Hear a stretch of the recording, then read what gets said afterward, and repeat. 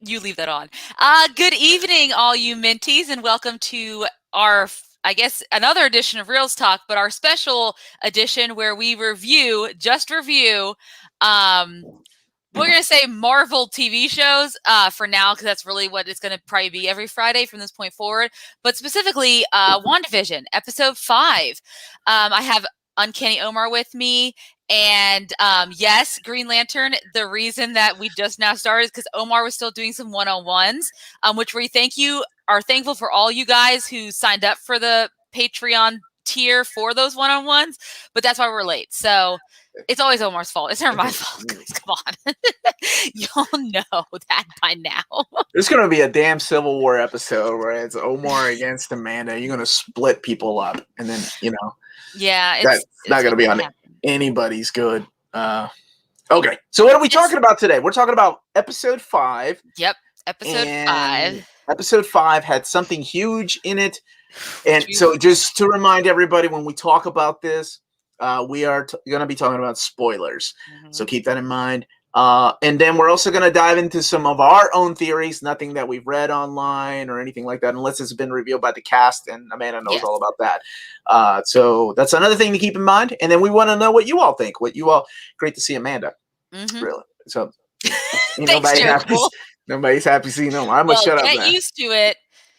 Hey, look, Martin just got his power back. Yes. And we'll finish the episode and come back. It ain't going to take you long, brother. Yeah, it's not going to take you long. James Abel, Amanda, will Breath with Jenny join the chat again? Did she find her crystal loving dude? I don't know if she'll join the chat. My other sister might be joining the chat right now. What? Yeah, she talked, or not the chat, but at least she'll be watching. I don't know if Amy will join it, but we were just talking about this episode via text, obviously. And I told her to tune in if she hadn't had a chance to see our show. Shout out to Amy. Shout out to Amy if she's watching yet. She's the tall sister. She's the tall. She's younger than, they're all younger than I am, but she's tall. She's like a tall, stretched out version of me. Like she's tall and thin, and I'm just like short and hobbity. I don't think anybody would. Never mind. Hobbity. Yes. Great Garlu. Amanda, that shirt is awesome. Thank you. I've had to wear it again. I think I need to get more WandaVision shirts if we're gonna keep doing it. We only got 9 episodes. We only got 9 episodes. Yeah, but I feel like I need another one. Like not just this one. So we'll have to see. Oh, people are saying hi to your sister. I know. I don't know if she's on. I'm going to text her right now and tell her people are saying hi to her in the chat. And while you're doing that, I'm going to remind everybody that this is going to be a spoiler-filled review. So please, if you have not watched this episode, may join later after you watch it. Or if you don't care about spoilers, then you're more than welcome to stay. Exactly. So hold on. She wants me to send her the link. So keep talking, Omar. How is she not subscribed? All right. On today's episode, damn it. I don't know. I do the comic book overviews. So Wanda is a character that first appeared.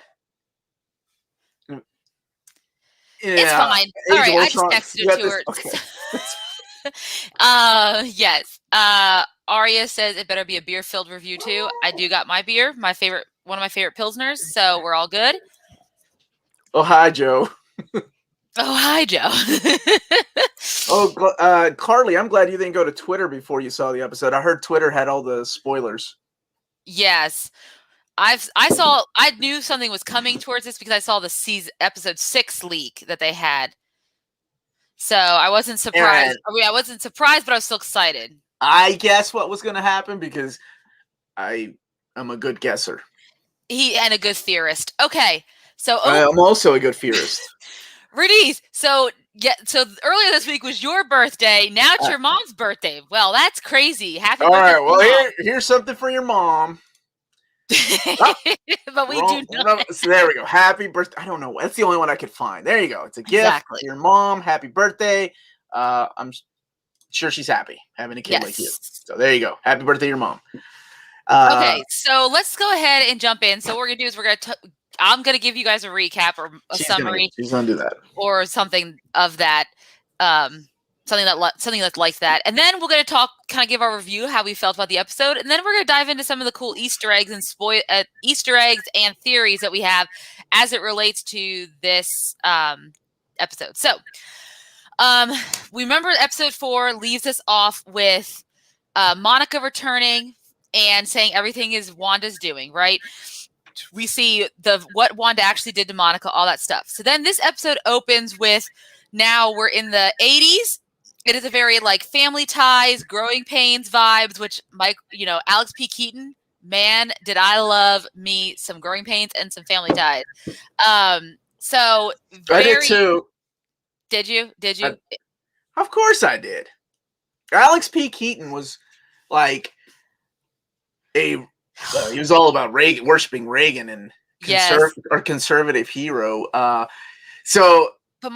But Michael J. Fox was so good in that role. Oh yeah. And then he was fabulous. He stole that. Jason Bateman's sister, Justine Bateman. She was awesome in that. She was too. Was great. And the song in this reminded me more of Growing Pains. Yes, it did. Even the way they said WandaVision. So yes, 100%. I did not like Silver Spoons. I hated Silver Spoons.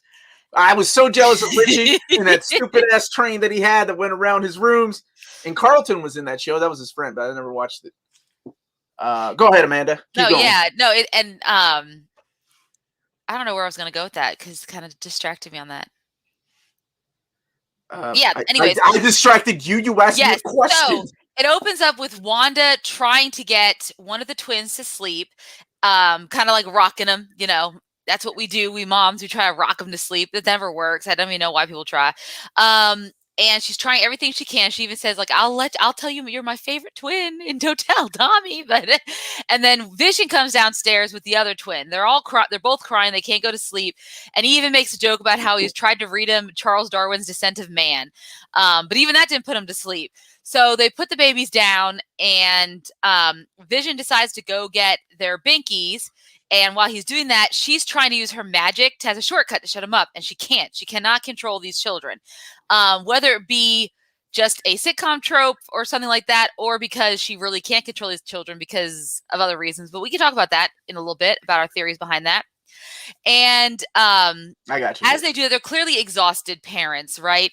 And she's just, they can't seem to get him to stop crying. And she's like, we just need a break. We need someone to come help us. And right on cue, Agnes rings the doorbell and she shows up in her awesome 80s workout.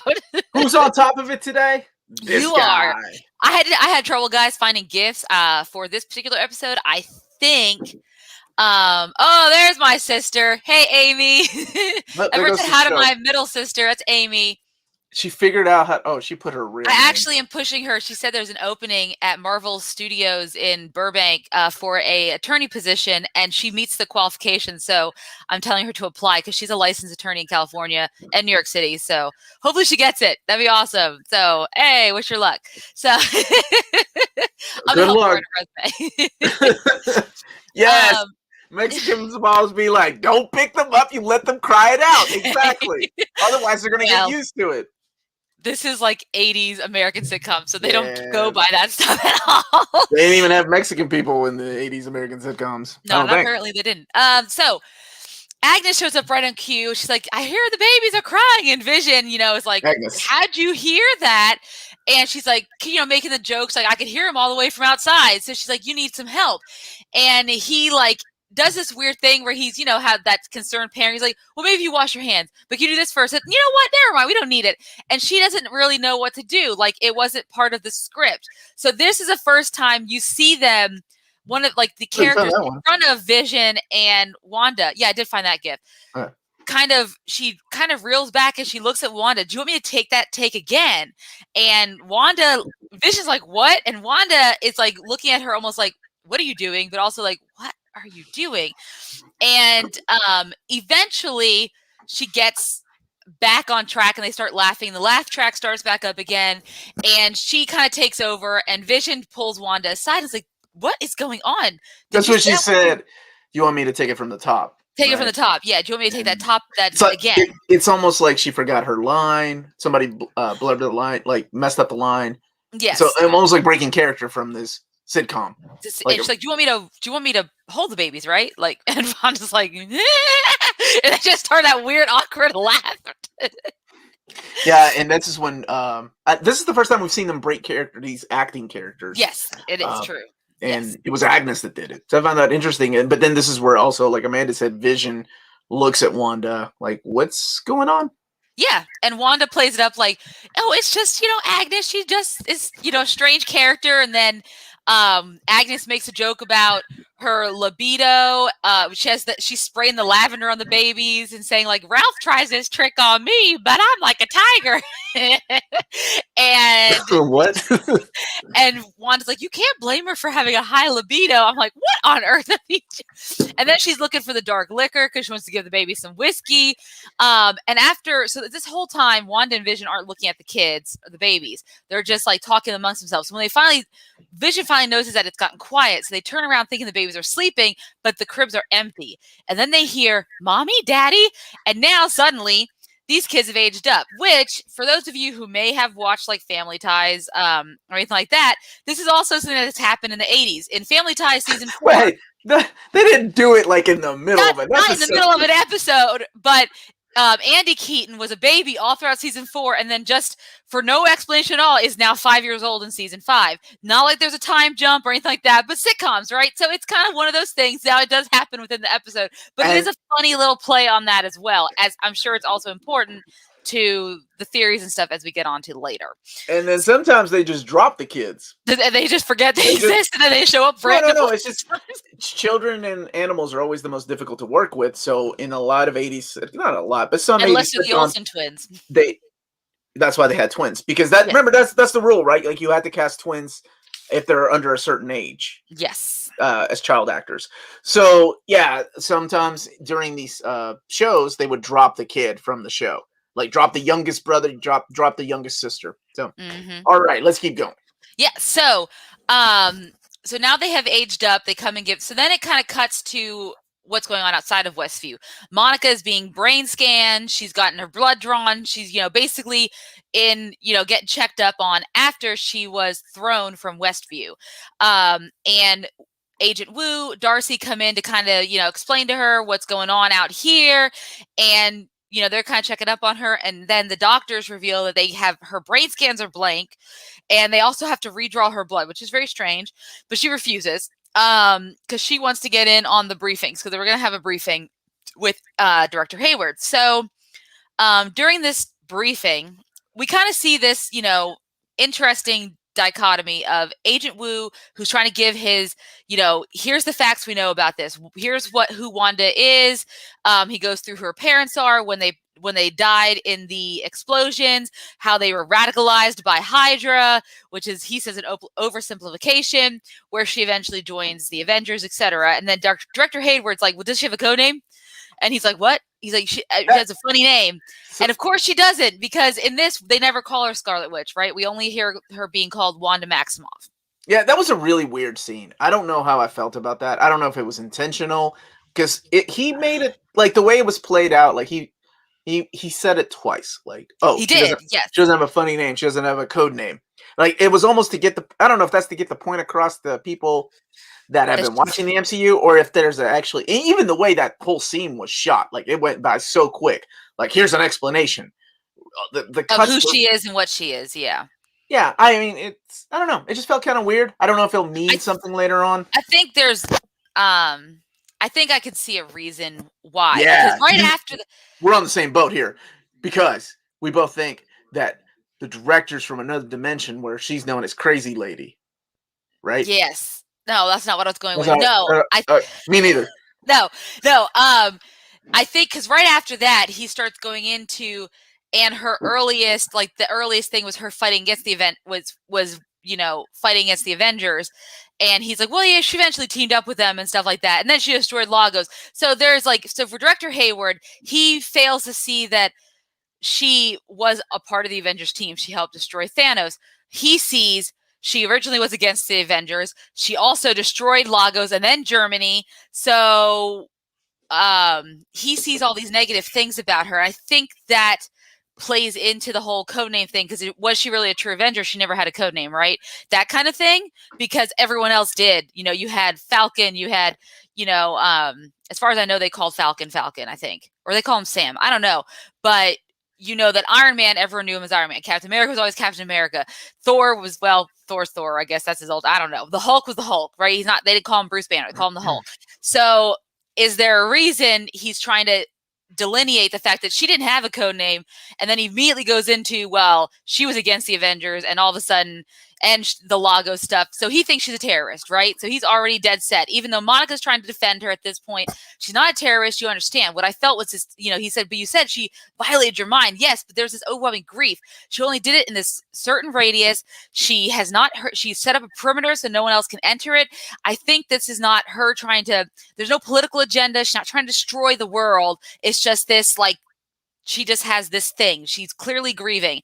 And then, of course, we get to this scene of, they also show that she had actually entered S.W.O.R.D. because they were holding Vision's body all these years, which makes a lot of sense considering. How did you find this? Okay, I was thinking about this because I was thinking about Vision Quest when this scene played. So this I have to give credit to Hayden. Hayden, are you in the chat? Because I asked him if I could give him credit and use this. So Hayden sent me these two images. They ain't read no damn John Byrne run of West Coast Avengers. Hayden sent me the images earlier on Facebook today and said, I didn't even realize this until someone had posted about it. And so I was like, oh, I want to use this in the chat and the live today. I was going to surprise you and be like, look what I came up. Never mind. I'm completely worthless. I give the credit to Hayden, wherever Hayden is. He was in the chat a second ago, but I don't see him now. He got bored with our theory. He's already bored. Hayden, if you're here, thank you for throwing this out here. But yeah, so we see all these security camera footage of her entering the S.W.O.R.D. facility to steal Vision's corpse, essentially. Why S.W.O.R.D. had his corpse clearly being worked on, even though they talk about the Sokovia Accords and Vision's living will. So it makes me wonder, because now we know that that they also have been building their own AI. So there's a little bit of that stuff where I don't know if S.W.O.R.D's necessarily going to be the good guys at all said and done. We'll see. We can talk about those theories in a little bit. So, then we're back to oh yes, DBC All-Star, thank you for reminding everybody to gently coochie goo the like button as if they were. That baby Vision was cute from the beginning. Vision. I was like, I wonder what they're gonna do. And then when I saw the baby Vision, something that would use a microchip, like at first. Yeah, and so while we're talking about it, quick shout out to the musical directors or the writers for those. So the people who've written. Are they in the chat? No, but just so everyone knows, the people who have written every theme song from every decade are Robert Lopez Anderson, or Robert Anderson, and then Kristen Lopez Anderson, and they were the writers for Book of Mormon musical and of course Frozen.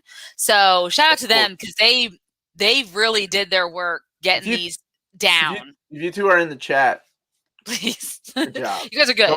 Don't forget to hit that like button. So then we cut back to Wanda.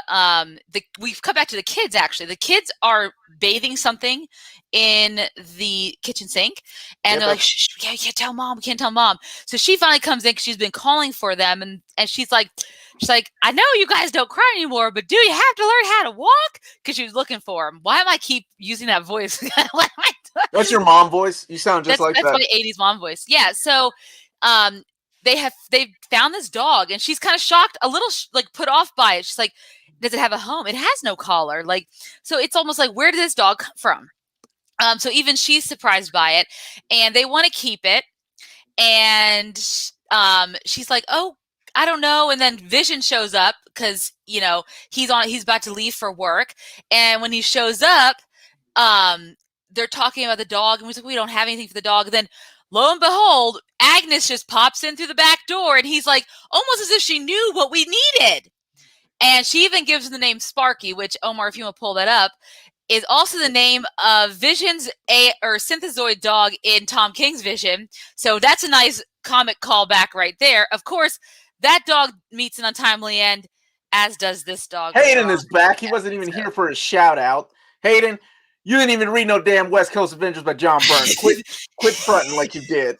Giving Hayden, I gave you a shout out. Yep, Tom King. Oh, there's Maya. Hey, Maya. And who got you that? Cool guy, right? For that Christmas. Cool guy. This guy.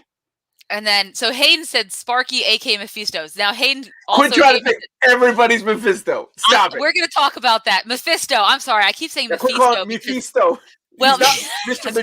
Mistopheles. Mistopheles. Yes. Because of Mistopheles. If it wasn't for that, I wouldn't call him that. So, anyways, so they decide. So she's like, the Vision's like, well, maybe you keep the dog when you're 10. And then the boys just age on up to 10 years old. And they're like, wait. I couldn't find any picture of them as 10. I'm sorry. If I had, I would have put it on. Okay, that's not what we needed. She's just agreeing that you couldn't find the pictures. That's my agreement gif. So after that happens, Vision goes into work, and he's actually working on a Commodore 64, which is one of the first computers. Ooh, look at that. Yeah. How did you know that? I look things up. And him and Norm are having a conversation, and he decides to use his vision. I'm going to stop you right there. But your mom is here, and she wants me to tell you. Okay? Your mom is here, and she wants me to tell you. Hey, put that beer down. Your mom is here. It's okay. Fair enough. Oh, my goodness. Anyway, so Vision decides, like, because something's weird's going on, right? So he decides to, what happens is the computer, they're trying to get on the internet, and when they do, this, like, secret, something from the sword, right? The sword computers kind of pulls through, and it's talking about this Maximoff anomaly. So he finds this very strange. So he decides to do some digging, and he kind of uses his magic, his abilities to clear Norm's mind briefly, and Norm's freaking out. Oh my God, what's wrong? Where is it over? How long have I been in here? And I need to call my family, my sister, my mom is sick. And Vision's like shook up about this, so he ends up putting him back in his weird. Your mom came in and gave us a dislike. What's up with your mom? She did? I had to be her because as soon as she came, I'm just kidding. Jeez. I'm just messing. I just wanted to stop you. All right, go ahead. Keep on doing. So, anyways, so then after that, we have Monica. We're back to the outside world. Monica and Darcy are talking about how they can possibly re-enter Westview. And of course, Monica has a strange theory about this big bunker that she can push into there, which I think they might end up doing later on. If you remember some of the trailers, the big, like, there's that big truck thing. I hope that's how they defeat Wanda. With the big they run her over the big bunker with $320 million. Well spent. That's not the only thing she mentions. So there's a couple of things like during this scene. Yes. So let's talk about that. Yes, because there's one thing she mentions that made me super excited for John Krasinski. Okay, she did not talk about the freaking Office, so let's not go there. So, and we already have a Jim from The Office in this series. See what I did there? Oh, you did. Good job. We do. In Black Panther. We did. All right, so really quick. Oh, I thought you want me to continue. So with this scene, I was setting it up. Okay, so she's talking about what they can do, and then they realize that her clothes that they still had from inside is actually made of 87% Kevlar, and she was wearing Kevlar when she was pulled into Westview. So things take on their shape or whatever they maintain. Yeah. Where's EVS?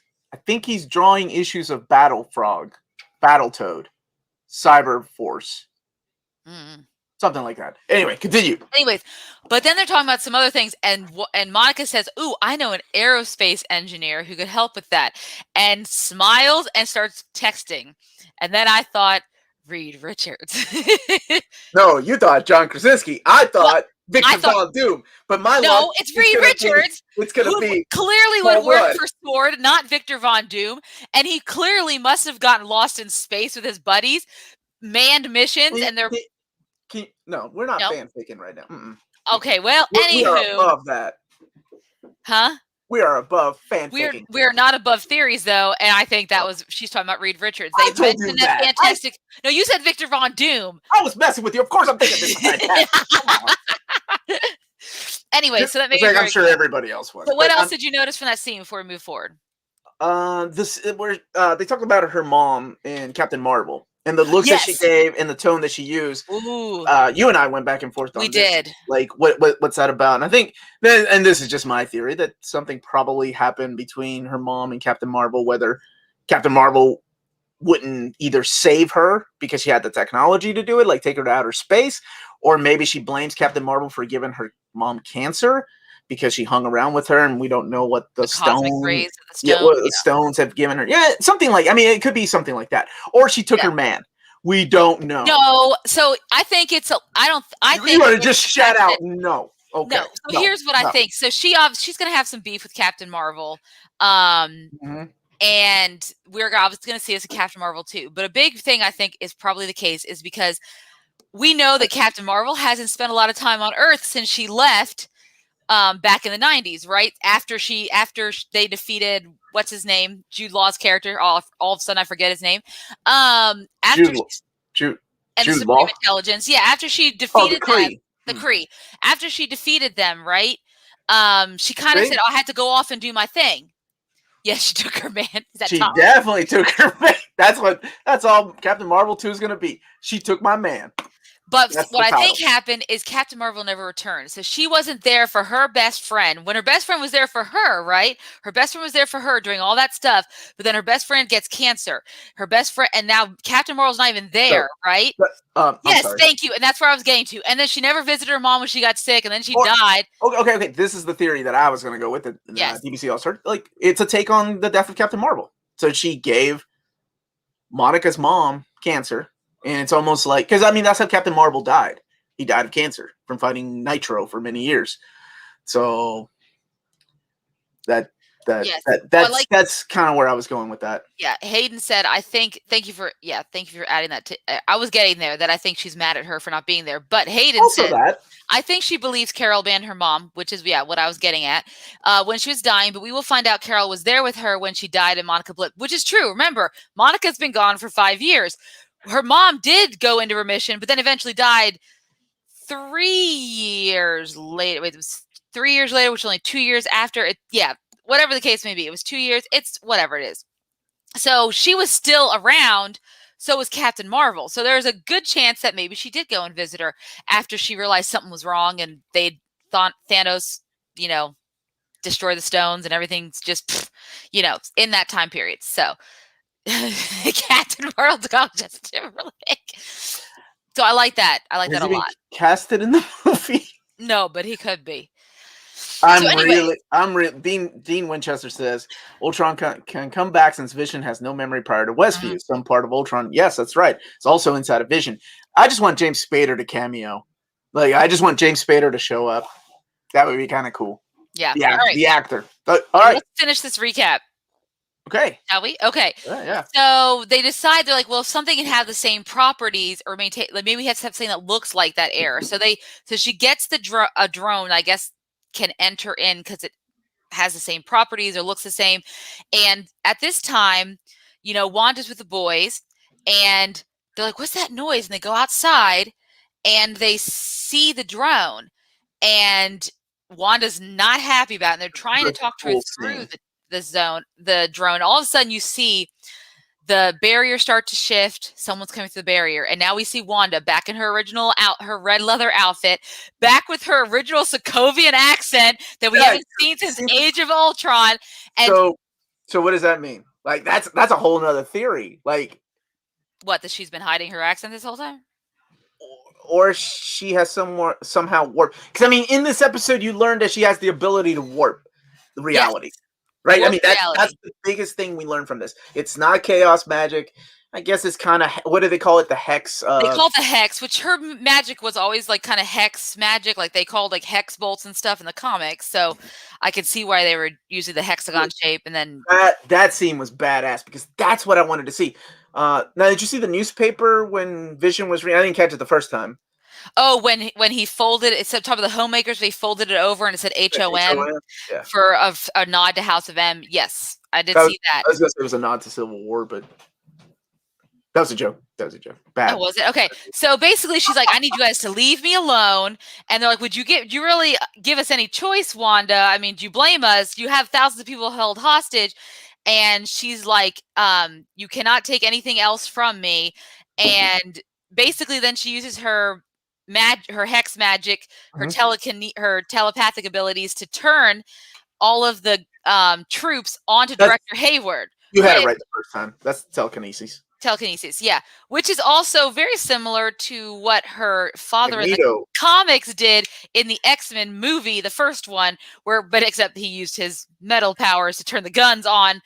Magnet powers, but Magnet yeah, powers, whatever. Okay, I mean, who's counting whatever? So he used his powers the same way she uses it. So whether or not that has any allusion to the fact that we might see Magneto later on, it could be a cool nod to the fact that they're related in the comics. We did. This is the first time we did hear the parents' name, though, and the parents' name are not like her parents' name in the comic books. No. So it's going to be interesting. And Eric is also not one of the names.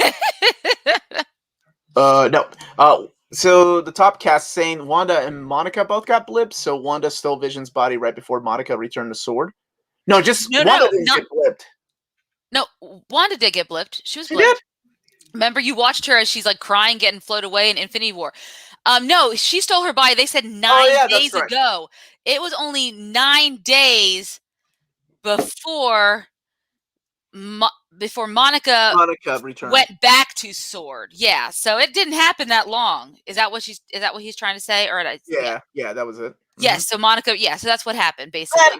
She did it. It was very... I'm not even going to acknowledge the bulk retcon crap they've been doing for years to Wanda and Vision. Are they still Inhumans in the comics? I can't keep up anymore. I don't know, but regardless, even if he's not there, they're clearly going by comic book history, not just whatever they're currently retconned or what the current story is now. So she goes back into her little land, and the kids are upset because they can't find their dog. So she goes in with them to look for him, and they find Agnes pulling something that's been covered up out of her azalea bushes, and you can kind of see the dog's fur like kind of out on the outside. And she's like, "Oh, I'm so sorry. He ate too many of my leaves." Because I guess it's a poisonous plant for dogs, which I didn't look it up. Maybe I should have. If azalea bushes are poisonous to dogs, anyone else know that for a fact? So the puppy had passed away. So the kids were upset, and this is a very poignant moment because keep in mind this is Wanda telling these kids this. The Wanda who stole her synthezoid boyfriend's dead corpse and brought him back to life to create this fantasy world. Yeah. And she grabbed her sons, like, no, don't age up. Don't age. Just because she goes in this whole like speech about how you have to deal with this grief and everything like that. And I'm like, but didn't you just turn this whole world around for your dead husband, your dead synthezoid boyfriend? I don't know. Do as you're told, not do as I do. Yes, don't do as I do. Do as I say. So, Ibsy saying, quick Google search.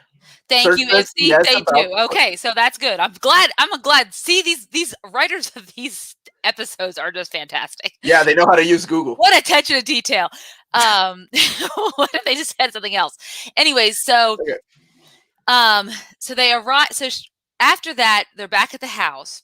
And the kids are now, I guess, upstairs in their bedrooms. Vision comes home from work, and she tells them about what happened to Sparky, and it's just been a trying time. They're in the kitchen, and he goes, "I talked to Norm today," and she's like, "Oh yeah," and he's like, "And not the Norm that you know, the Norm the real Norm, the one that you're mind controlling." And she's like trying to play it off, and then all of a sudden, as he starts talking about it with her, the credits start to roll. Oh, that's such an awesome scene. It was so great. And the conversation keeps happening, even though you have the music and the credits, because she's trying to, okay, I don't want this conversation. We're shutting it down.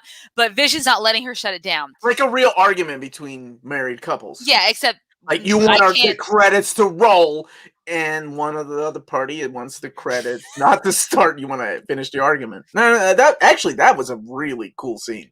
It was one of my favorite scenes because eventually then they leave the kitchen, the music stops, the credit stops because now there's no hiding it. And he's basically freaking out. He's like, "What is going on? What are you doing here? I don't remember." And then I don't remember anything outside of I don't know who I am. I don't know what happened to me or what my history is before Westview. So obviously there's things that she's been blocking out. He doesn't know he died. She's like, "Trust me, you don't want to know what's outside of Westview because outside of Westview, he's dead. Outside of Westview, the world has been, is recovering from chaos because millions of people have just suddenly returned after 5 years with no explanation. Well, I mean, with explanation, but we don't know how far after Endgame this is, right? We don't know that time. 3 weeks. So 3 weeks after Endgame? Because remember, Monica, it said 3 weeks ago, and that's when Monica was being blipped back into existence. But they all blipped in the different. I thought they blipped in different times. I'm sorry. They all blipped at the same time. Yeah, they have. Yeah, they have to, or else how would they have known that all of the Avengers would have turned at the exact same time? Like they would have to have wait to. Oh, that's right. The hospital scene showed that. I just thought different time zones. Yeah, no. Okay. So, Vision. Leo, I'm gonna get to your. Leo, I promise we'll get to your Q&A.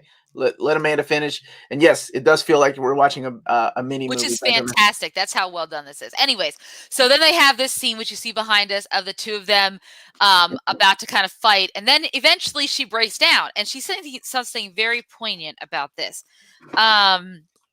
She says, where did I put it? She says she doesn't know how things started in the first place. Because when she finally breaks down. So then it leads me to believe, well, did she really start all of this? Or is there something else to this, that maybe she found herself in this situation that she necessarily didn't put herself in, but she likes it. It's works for her. So she's going to keep it.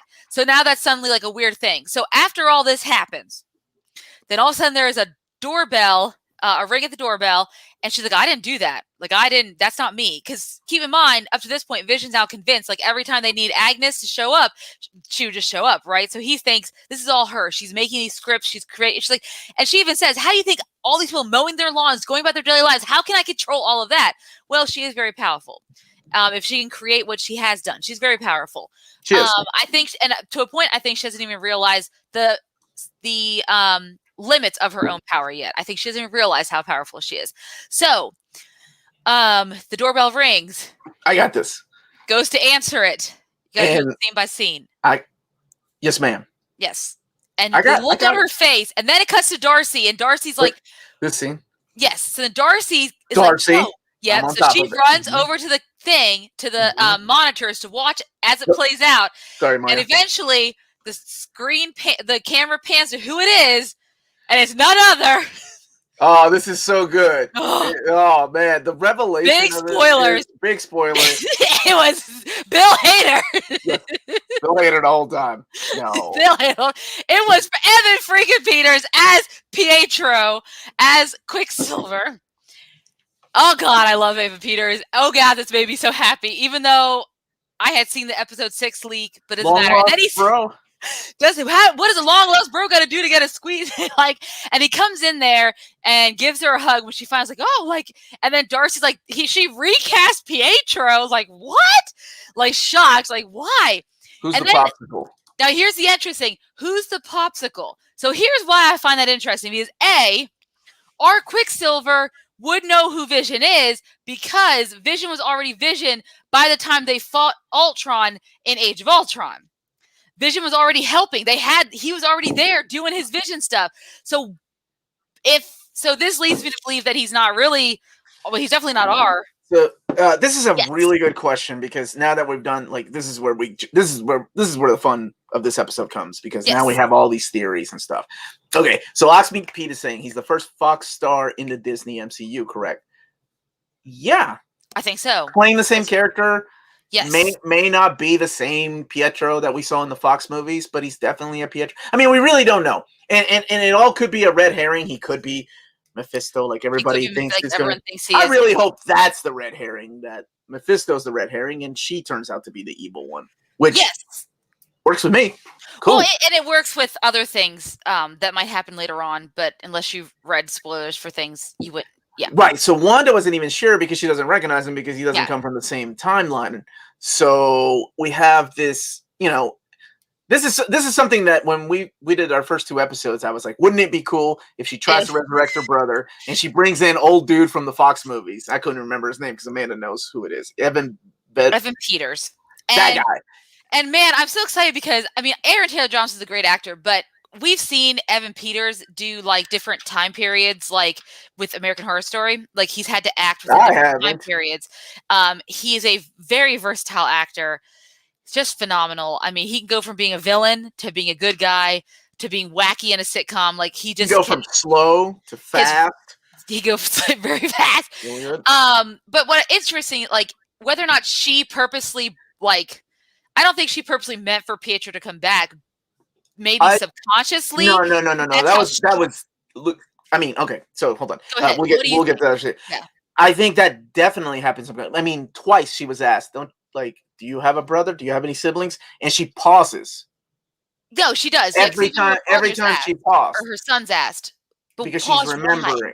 Because she's But that doesn't remembering, mean or that she's doesn't mean she brought what, him back on purpose. or she's subconsciously doing something That's without what her I think. knowing. I mean, I because think it's subconscious. that's part of sadly, because writers these days don't really know what to do with the character. Yeah. That's sadly where they go with Wanda. It's like she has no control over her powers. We don't know how powerful she is. And one of the things she could do is manipulate reality without knowing she's doing it. And Exactly. that's the whole idea of the kid. So yeah, subconsciously she could be doing all these things and not realizing it. So her saying the doorbell was not her, that's true. Absolutely. That's not her. She had already brought back her brother, and then that comes out. Man, I thought that was really cool. It was a cool, like, mind blown moment. I even said my mind would be blown if they did that. That would be so cool if they did that. And they did it. They did it, and it was wonderful. See, for me, I think so. In episode 3, or episode 4, when we had the big reveal about what everything really was, Darcy had mentioned that it was expanding, like the radius, right, of this hex. So we don't know what the extent of her barriers, this reality warping is, right? To the point where if her subconscious is creating things, what if then when she is warping reality, it is creating like cracks, right, in our reality that brings forth other realities or other multiverses. So in a way, I don't think he is like just he just happened to be made up. I think he might be another one from another dimension that was then thrusted in there, and he might have a real backstory when he gets out of Westview, or when he is not within the parameters of Westview. But because this thing is expanding according to Darcy, and it will if they're not careful, and she's warping reality, there's a pot, and that would make sense given what we expect from the multiverse of madness with Doctor Strange. Why would they call it that if not for the fact that there must be something going on with these multiverses? And what if Wanda is somehow creating this chaos because she has created this thing and it's warped out of control because she doesn't know the extent of her own powers? Anyways, I don't know. No. Because that goes back to the theory of why are things happening so strange and so fast sometimes outside of the sphere, right? Yes. Like we joked about how the cuts were made. The episode seems so rushed in episode 4, and I made the comment that like, okay, that just literally shows like the differences in between the 50s, 60s, 70s, and TV shows nowadays. You know how fast the cuts are, how quick the edits are. But this episode, like putting like side by side and having the in-betweens, it seemed really rushed and it seemed really out of place almost. Like, I'm serious, that whole scene where they're talking about Wanda and they're and you thought it felt, see, I didn't feel like anything. I felt this was less rushed than last episode. That part. That's it. It felt really out of place almost. I don't know what it is. Something doesn't fit in there. Okay, so Sky Phantom saying, what if the MCU and X-Men universe are merged? In the Pocket Universe, Logan takes place in the MCU. I don't think they'll do that. I mean, it would be cool. Yeah. Kyle just finished the episode, right? Whoa, Kyle. Thanks for joining us, man. Thanks for joining us, yeah. I read this as Bruce Willis. Dang, that would have been cool. If not, sure, Marvel Studios wants to bring in Fox. I think it would be too much. I mean, look at the X-Men continuity as a freaking mess to begin with anyway, because of First Class, Days of Future Past. Like, the timeline doesn't make any sense. So starting over from scratch makes sense. I love the little thing that she did, the little Easter egg of the astrophysicist, like Reed Richards. That kind of reminds me of what they did in what was it, Winter Soldier, where they were talking about Stephen Strange. Mm-hmm. Yeah, and then I was like, they haven't wonderful. And we didn't see Doctor Strange's movie until like 3 or 4 movies later. Right. Well, so it means it could be Reed Richards. They haven't casted him, and maybe he'll text back going, "No."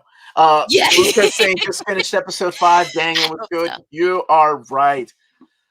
Kenny saying, "Oh my god, Wandavision episode 5 was good." So absolutely good. Yeah. So I mean, that was the everybody's finishing. I love it. Everybody's jumping in now. Yeah. So effing mind blowing. It was something definitely not expected, and so happy that it happened. I mean, it would have been cool to bring back the original Quicksilver. Yeah, I remember we were talking about that earlier, and Amanda doesn't seem that's gonna happen. Like that's gonna happen. And No. after talking to you, I get it. Yeah, I think it would be cool to see both of them, but if the rumors of Spider-Man 3 are true, I think it would almost we don't need multiple same characters from different multiverses always showing up in different movies, right? We don't need to establish the fact that, hey, different universes exist.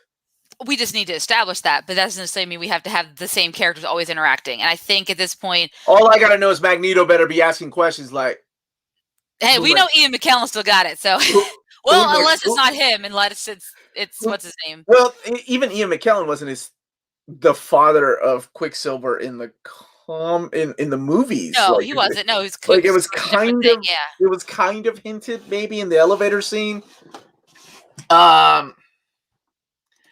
Hey, Omar, I don't know. Is Anna Taylor-Joy going to join the MCU? No clue, but I would love it. She's a great actress. She could come back as Magic all day, every day. Yes. Somebody was asking. Thank you, Carly. That's gentleman. Why do I think about Alexander Skarsgård? I don't know why I keep wanting to use his name, but yeah. He has a funny name. What if she's already said no more mutants, and that's why they are no more mutants? Now, see, that's a cool theory, comic bound. I like that. But how would she know there's mutants? What if she created this world? I mean, the possibilities of her. It's only been 9 days. Technically, this is only. No. You misunderstood me. What if she created this reality from the moment that we met her? So she knew the experiments were all mutants. Just saying. I don't know if her powers would have been that strong yet, or she would have been able to create those powers quite yet. Well, and I really don't think they'd want to try to go that much into retconning the MCU. I feel like that would take a lot. That's not retconning the MCU at all. But it's just saying that she got rid of a certain being. I mean, look, they've already done retcons with Captain Marvel. I don't think they need to go back and say she did this from the past, even though we never saw it, in order to. Because I hate when they do that kind of stuff. Well, let's just throw it back here. It happened all these years. It happened all this time ago. We didn't put it in our movies, but it did happen. Well, from the comic books, Amanda, that's what they all do. Okay, well, for movies, for a movie, especially when we want to appeal to an average moviegoer as well, let's not do that. We could just move forward and create it to a point, but it still wasn't the same way. It wasn't intertwined into the Kree and the Skrull things, and the Kree and the Skrull didn't exist in the MCU really, except for one Kree. They did. Just one. Who just didn't know. Just Ronan, just one. Ronan, the Accuser, was the only one, and we didn't know much about him, so it wasn't like a big crazy thing. But to say that this whole reality we've been watching this whole time is based off of Wanda, that's a lot for an average moviegoer to take in. Honest to God. I think an average movie. No.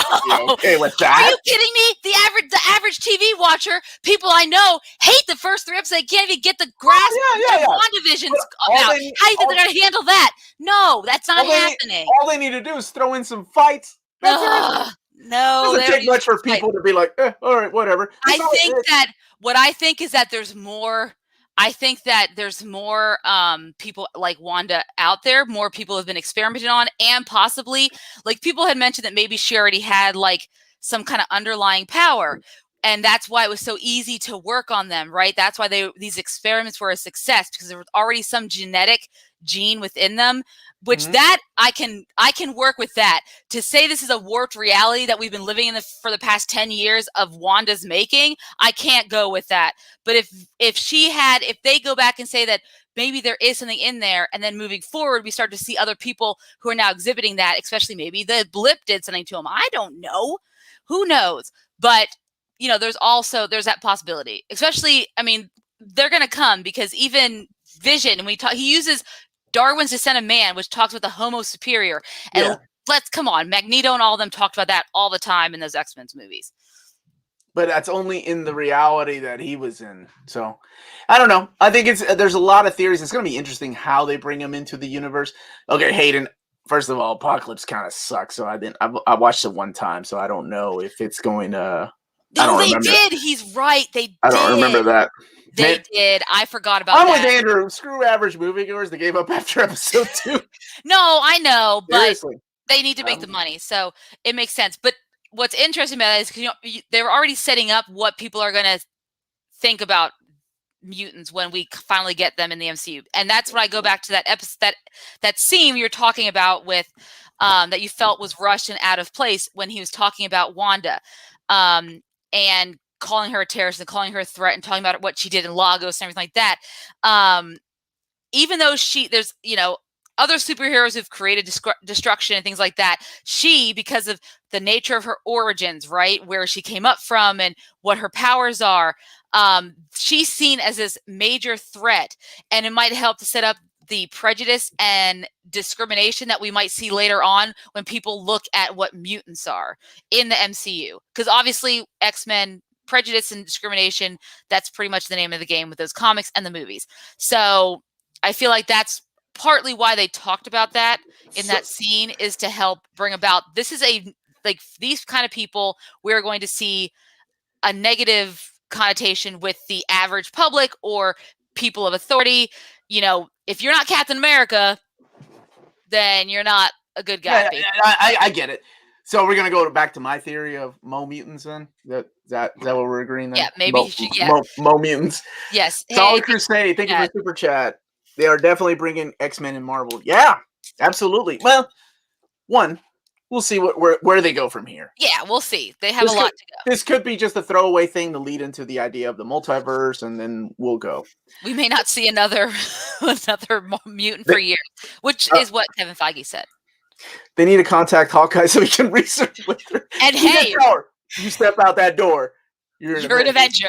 It would be a really great segue to promote the Hawkeye show that comes out soon. So why not? I can't wait until they drop the Scarlet Witch name and when Doctor Strange shows up. So I'm hoping that happens. So the way this goes, and correct me if I'm wrong, is it goes Wandavision leads into Spider-Man 3, which is so weird, but whatever. Spider-Man 3 then leads into Doctor Strange 2. Yes, and Doctor Strange. Where it wraps up. Both Wanda and Doctor Strange have screen time in Spider-Man, and Wanda will also be in Doctor Strange as well. All right, Dean is saying Wanda will not have anything to do with mutants. I mean, World was ground zero of 3 snaps, so there's an insane amount of residue energy. True. Oh, that's wonderful. I love that theory. But I'm just so tired of the MCU using the freaking gems to like, oh, this person got powers from the Mind Stone. This person got powers from this stone. That seems like such a cop-out. And I realize I say that because mutants are born with powers. And so that's the ultimate cop-out. Even Stan Lee himself admitted to the whole reason why he created the X-Men is he was tired of doing origin stories. So they just were born with them? Exactly. I'm tired of radioactive spiders. Like, there's this freaking meme I can't stand. Never mind. I'm not gonna talk about it. No, I'm not gonna talk about that. Anyway, Omar's theory was that the MCU was bad eyes. That's LSD trip. Not really. It's not what I said. It's one of many. I mean, that's what makes the show fun. The possibilities are almost endless. Yeah. Rambo snapped out, primed for powers, then hits Wanda CMBR, and is now getting her powers. See the radiation, right? And people might have been affected by radiation. I like that, Dean, that idea of that, where the powers are developed within them, because that's how she developed her powers. And I think that, honestly, for the MCU, that might be a direction they have to go, but then you'll see future people, like kids, born with powers because of the radiation or whatever the case may be. And speaking of kids, there's no kids in this Wanda. Yes, which was brought up. Like he brought up. He's like, why are there no kids in the playground? And I said, where are all the kids? I mean, if she took a whole town captive, you're telling me they had. Hey, Chris. What's up, Chris? You're telling me they had no kids in this whole town? So that also is an interesting point. Sky Phantom saying, before his face was revealed, I thought the person at the door was old Captain America. Chris Evans making a return as Steve Rogers in Wandavision. Wow.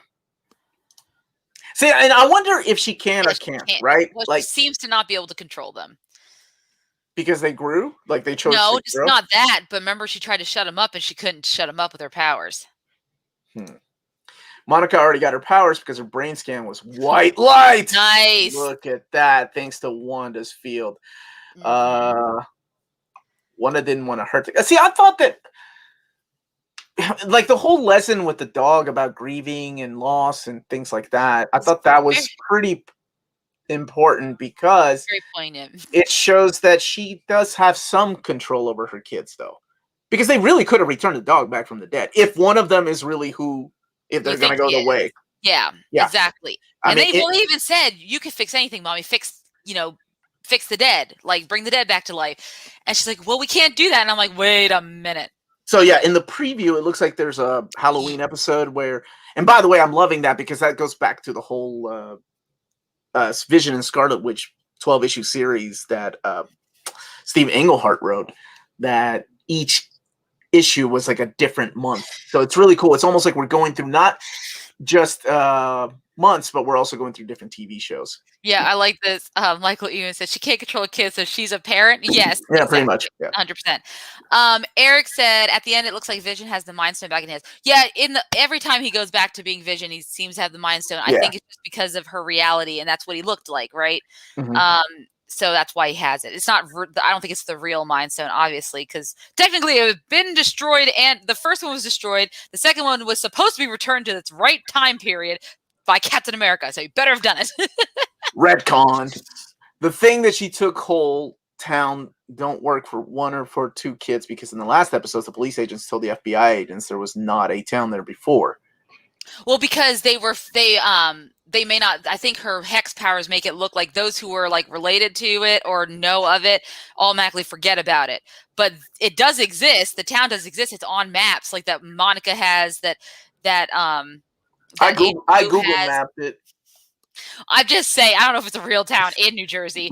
At least they didn't say it was going to be the Jersey Shore. But anyways. That Amanda changed her hair.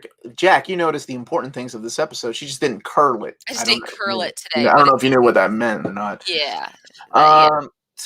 James was saying the shirt that Monica Rambeau is wearing has a very similar look vibe as Iron Man. Yeah, the sword shirt she was wearing. Yeah, with the big emblem in the center. The costumes are on point in this. And I remember when I first saw the trailer, somebody was telling me that this was the Roseanne episode. And I'm like, no, the tone of the colors seemed like it's an 80s show. And sure enough, it turned out to be the 80s show. Oh, definitely an 80s show. Now, we've seen him dressed up as classic Vision and her dressed up as classic Scarlet Witch. That's for the Halloween episode next week. Is that next week? So next week might be a really big episode, huh? Yes, next week's going to be I think it's going to be that's episode 6, so we're already now like we have 9. That means we only have 3 episodes left after that, so we are definitely ramping up. So that each episode's ramping up more and more. So episode 6 is going to be pretty big. But yeah, I'm excited, and I hope that too, Carly, that the town's kids weren't used to make her children. That's dark. That's dark even for the MCU. That's super dark. Well, remember the way she delivered that line was so awesome when she was like, "Nobody's gonna, stand between me and my happiness," pretty much. Yes, that was really cool. She's getting dark. She's getting pretty, yeah. So the commercial in this episode is pretty dark itself. Like they're talking about the Lagos. For cleaning up a mess you didn't mean to make. That was Civil War, right? That was Civil War, the beginning of Civil War. So she used her hex powers to throw what's his face skull crossbones up there, and he blew up. Yes, because he had yeah, man, that was cool. That was cool. This whole episode was great. This is a phenomenal series, and it's going to be great watching it all. Like. I don't know. Yeah, I could do it in one sitting. It's pretty awesome. I could do this in one season too. Yeah. Especially when you know where it's going. But I'm loving it because it's something fun to talk about every episode. Like I'm glad this didn't drop all at once like Netflix series do. I think I lost my co-host. No, you're fine. I'm back. Go ahead. I'm fine. Okay, I'm fine. Good. So this is if she is really in control 100% of the time, she killed the dog. I don't know if she meant to Sparky is what I'm wondering. I don't know if she intended to kill the dog. First of all, she was a little shocked the dog was there to begin with. When it showed up and it had no collar, she expected to have a home and it didn't. So that's really weird. So here's my theory. What if the dog came into the barrier from outside and maybe, just maybe. Uh-oh, she's cutting out. Oh, no, there she is. Oh, she cut out again. Let me finish her thought for her. Maybe Omar's right, and all of this is made up, and the MCU is all in Wanda's head. Thank you, Amanda. That was you're back. You're back. I was thinking. Oh, man, you cut out again. You were thinking that I was right? Thanks, Amanda. Man, here, let's do it better. I Maybe love the when dog Omar is right. Oh, there you're back. is going wonky. It's probably because it's telling me it's 9 o'clock. This is your internet craps out and tells you that it's 9 o'clock. Wanda is editing out Amanda. Yep, man, is Wanda blocking him? She's hiding you all from the truth. Agnes killed the dog and the Amanda stream. Yes, Omar, you were right. Thank you. Yes, Amanda agrees too. Sword is freezing her internet.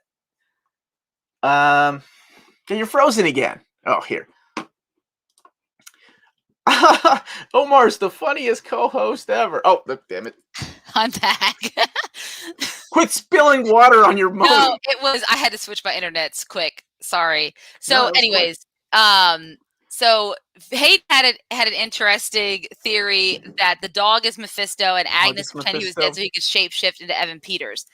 Don't believe they're dead, but you do see the body, Hayden. So when you mentioned that to me, I was like, but you do see the body because when she pulls it out, you see some tufts of hair in the wrapped up in the coming out of the quilt or the towel.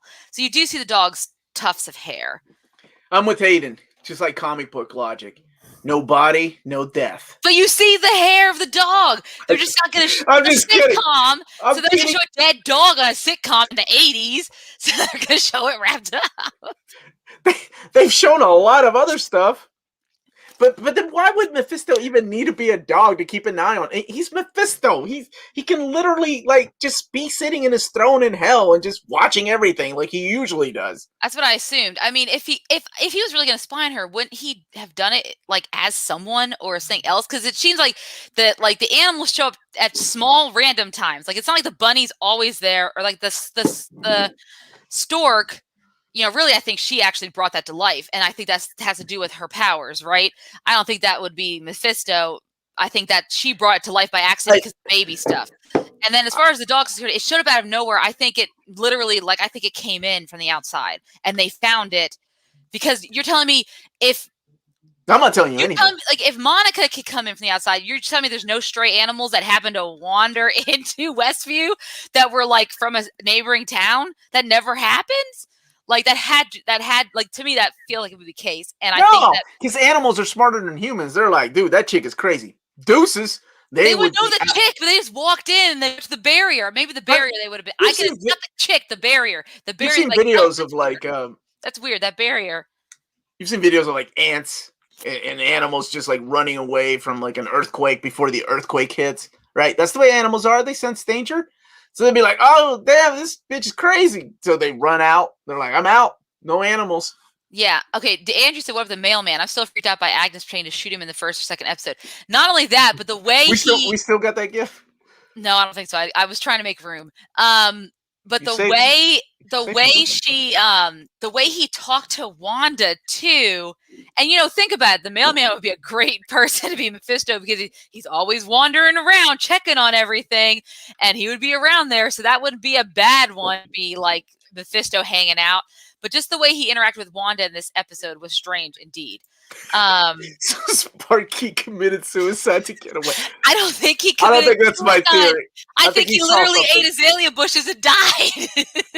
No, this is the MCU. He saw something and it was dark. No, I think he had to die so that she could have that talk with her sons and convince him not to age up, so she had to talk about death and talk about grieving, something that she does not you think practice, it was part of the show? Even though she preaches it. Yes, I think it was part of the show. Interesting theory. Interesting. I guess we'll see. So ultimate power. If the dog is from the outside, how did Agnes come prepare the doghouse? Plus shows up again with the dead dog. No. So here's the thing with the doghouse. That's why. So I can't believe all these theories are getting crazy about the dog. No, because the reason that Agnes to the doghouse has nothing to do with her knowing the dog is there, or her and the dog, or it's something to do with her. The fact is that every time Wanda says she needs something, Agnes shows up because of what I believe is Wanda, right? Or maybe they're working together. I don't think it has to do with Agnes necessarily is the doing of it. I think it has something to do with when Wanda's creating this reality or this TV show. When Wanda said she needs help with the kids, who rings the doorbell other than Agnes? Her neighbor that she has established by the first episode is the one who's going to help her with everything, because she's the one she calls when she needs the dinner, right, for the people. Except for the birth stuff, but that's only because they didn't want anyone to know, and Geraldine just happened to show up because of the whole Monica situation. But in this case, that's why Vision thought it was so weird she would just show up the second time it happens, as if on cue, and that's where he gets the idea that this is Wanda doing this. So I don't think it's Agnes. I think it's Wanda in part kind of doing some kind of control. Anyways, that's my theory on that. Yeah, I can see that. I like the idea of someone else, or the red herring that someone else might be in control when she says, I don't even remember how all this began. But I love the idea of her just making herself forget and really being like the one behind everything. I like when stories like that get dark. Yes, I agree. Yeah. Someone have his thing on. What's up, Philip? How you doing, buddy? If it's Wanda subconscious, and that's what Vision figured out too. When we need something, she arrives. Yes. Mm-hmm. Yeah, that's what. And she still wears the little pin on her. Mm-hmm. In every incarnation of her. Yes. And so Chris says Wanda is, she's not in control of everything. So the idea is it that she doesn't understand or can control her powers to the extent she thinks she can control them? I think that's really what this is going to come down to, because remember, a lot of this is formed with her grief, right? Mm-hmm. And sometimes when you're grieving, you just don't seem to control yourself that well. And she is growing in her powers. She is much more powerful than she even was back in Ultron. She's just grown tremendously. So I think that, yes, some things are beyond her control, but I don't think necessarily it's because someone else might be controlling it, or that she just doesn't yet realize the limits of her own powers. She doesn't realize what she's clearly capable of doing and what the extent of her powers is quite yet. And that's what I think is going to end up being, in my mind, is what is the major climax where everything's out of control and she can't stop it. And then we're going to have her go with Doctor Strange, and they're going to have to work together to fix the mess that she made. And that's what I think is going to happen, because why else would she be in those movies? So do you think this will end with her making a mess that will lead into Spider-Man 3? Yes. So you think instead of Professor X, it's going to be Andrew Garfield that shows up? No, I don't think anyone's going to show up, but I think it's going to be the reason why they've casted Alfred Molina, and the reason why they've casted Jamie Foxx in Spider-Man, and the reason why Doctor Strange called the Multiverse of Madness. That's why. This TV show. Why. Everything that's happening. I don't think she thinks she has it under control. Keep in mind, she has mentioned that to Vision many times. I have this under control. I have it under control. I don't think she does, because there are so many times where things are like Evan Peters showing up. That was her subconscious. Yes, thank you. Bye, Braulio. Don't forget to hit that like button. Thank you. There are things she thinks she has under control, but I don't think she truly knows. Because how does she? She has been blipped for 5 years. What the heck should she like? So she doesn't yet have the. And she came back. I mean, dude, she came back badass when she was fighting freaking Thanos at the end of Endgame. From me, yeah, right. So we've seen how strong and it was fueled by her anger and her sadness, right? Yeah, what this is being fueled by too. So I like the idea of, I don't know, I like the idea of her losing control and then turning out to be the villain, because she has no control. Yes, rather than Mephisto pulling the strings from. His underworld. But I mean, they still could. We don't know. It's the MCU, and it's a lot of fun. But Mephisto can still show up in Doctor Strange. I'm hoping it's Nightmare, but it's fine. It's okay. Sam Raimi's directing that one, right? Sam Raimi, yes. Oh, so Kevin Smith? Kevin Smith's theory is that Thanos is showing. If he does, I would just die. What if Josh Brolin shows up? Honestly, I would flip out more if one of the Magnetos or Professor X's showed up. That's what I would flip out more about than Thanos. Thanos actually, okay, sure. I can kind of see that. But a Magneto, talking to her like that's his daughter, I would flip out. Exactly. That's why Dottie doesn't trust Wanda, because she has more awareness. Being Clea, yeah. Which... But wait. We're thinking that she's. Wait. Why? What? Doctor Strange's girl? I guess because of how she was aware. But I think all of them are a little aware. But maybe she is. Maybe because her and Agnes seem to be the only ones who interacted with Wanda as if they knew what Wanda was doing. Right? That's what I think. They're the only ones who acted that way. So they have to have something secret. What's up, man? How's it going, Tommy? They were helping her. Yeah. Hey, Tommy. Thanks for that super chat. All right, no lie, Quicksilver coming through at the end had me screaming like I was in a Nightmare on Elm Street. Exactly. 3, right? Because that's the best Nightmare on Elm Street. Yeah, I woke up my husband. He was taking a nap, and he's like, "Why are you waking me up?" I was like, "You have to see this." I hope some sort of House of M. Well, I don't know what we'll see. I think we're going to see a mix of everything, and that's cool. That's what makes it cool. Yes. Can you guys recap your thoughts on Quicksilver? Just the him showing up at the end and being Evan Peters? Sure. Think it's really cool. I don't think Aaron Taylor Johnson is going to make an appearance on the show. I think that this is a multiverse, a different reality Quicksilver, and I think her subconscious is what brought him in because he's been on her mind, especially after having her own set of twins and multiple people mentioning him or having her twin brother being brought up, like Omar had said. And I think because her subconscious, like where she was at that climax of emotion with Vision, where he was confronting her about everything's going on, for this is like her subconscious, the way to deviate from that, right? To kind of put in something that deviates the conversation. And now he shows up, but instead she pulled him from a different reality without even realizing it. That's what I think. Okay, there you go. And that opens up all kinds of this. And what's funny is Amanda and I talked about this same theory when we saw the first trailer to Amazing Spider-Man 2. When we saw the first trailer to Far From Home. Mainly because of the Mysterio Because of the stupid Mysterio thing. We were like, Ultimate Universe. And he talked about a multiverse, and it was just stupid red herring. It wasn't even real. It was all fake.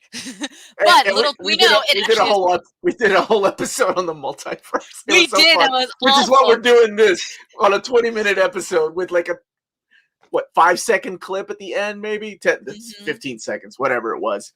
But regardless, this was a lot of fun. But what do you all think? What do you all want to see? Who does everybody want to see at the end of this? How do you all want this to end? Yes, and if you're not here in the chat, make sure to put it in the comments below. We want to see how do you think season 1 is going to end? Knowing what we know right now up to this point, how do you foresee season 1 ending? We are now 4 episodes left of this show. I cannot believe we've already made it that far. We're over halfway done with this season, which is crazy. It's crazy. So yeah, let us know, guys, because we're really super interested. Oh, dude, Immortus. I didn't even think about that because Kang is going to be the villain in, he's going to appear in, what's the Ant-Man movie called? Ant-Man and Wasp 2? Oh, God, I don't remember it. That would be cool if Deadpool showed up. Deadpool showed up wearing a Magneto costume. Except in WandaVision, he can't be his radar self. They can have, like Kevin Feige said, Deadpool's movies will be rated R, but they can't make him rated R in this because you can't just change the rating of the TV series. My boy Cyclops, I need them to bring in Magneto, another X-Men showing up. I did the Magneto. Someone said MODOK. Well, we are getting a MODOK animated series, so on Hulu. It looks so ridiculous too. And with Patton Oswalt, what do you expect? Near condition. I just want this show to continue to be the emotional roller coaster it has been. Right, and stick. That's the thing. It has to stick the landing because every show, Game of Thrones, can be amazing until the final couple of episodes. What happened? Keep in mind, the reason that Game of Thrones, just the whole last season, was just bad because they pushed everything out. This is not the case. I have to say, this is really fun doing this weekly, though, because that's what we did with Game of Thrones. We would do it as soon as it was over. We'd get together and do an episode. Yes. We got 2 Batman in 1 movie, MCU multiverse. We got everyone. That's so true. That's why I can never not love. Yeah, but then that goes into the whole, is it even a Spider-Man movie anymore? Just, because we haven't... Nah, never mind. I really wanted to have closure. That would be good. Doctor Strange shows up to put a stop to this. Quantum Mania. Is that a character? Is it, no? I think Quantum Mania is the name of it. It's Ant-Man and the Wasp Quantum Mania. That's what thank you. Thank you, Ibsy. That's what it's called. I knew it was something to do with... I knew it was in the multiverse, but something along those lines. So... Yes, that's what a lot of people have the theory that he's... Oh, and there's theories on that, too. And by the way, if you want to hear some of our theories, we're doing a Wednesday show at 8 p.m. if you're not tired of hearing me talk. Yeah, me talk. That was one of the quantum realms, all time travel, and then we have Immortus, Kang the Conqueror. I want her to go taken out of Westfield. Professor X rescues all the true mind-controlled. That would be cool. Yeah. Quantum Mania. Wrestle Quantum Mania. That's what it... Ultron returns. James Spader would be great. Yes. We know it's leading to Doctor Strange movie, so it will end some. Well, this leads into the Spider-Man movie, and then that leads into the right? Right? Yes. I think that's right.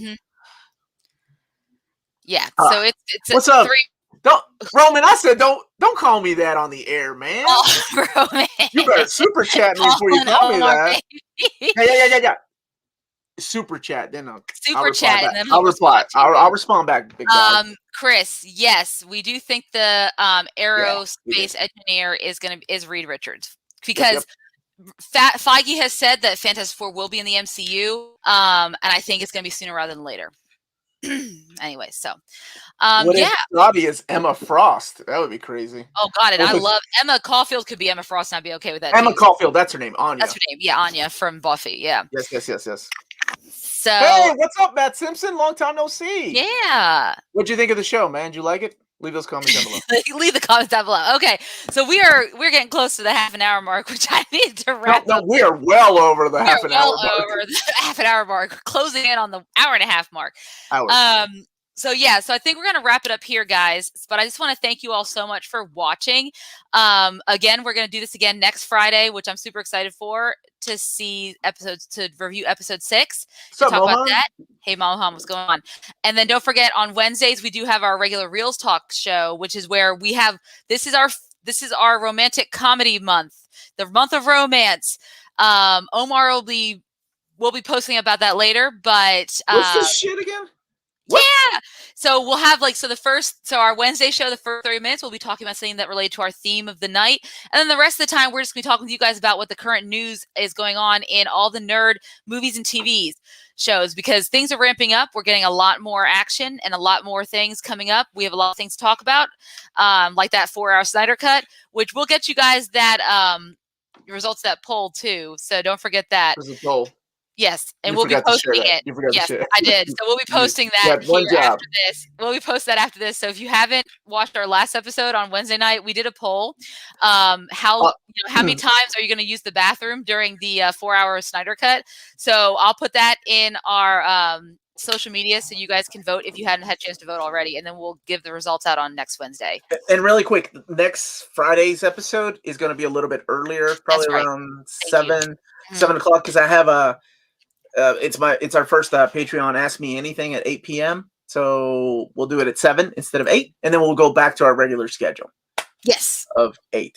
Yes. Yeah. Omar's a very busy man, so I'm not that busy, but it's been a lot of fun, so I don't even consider it busy. Exactly.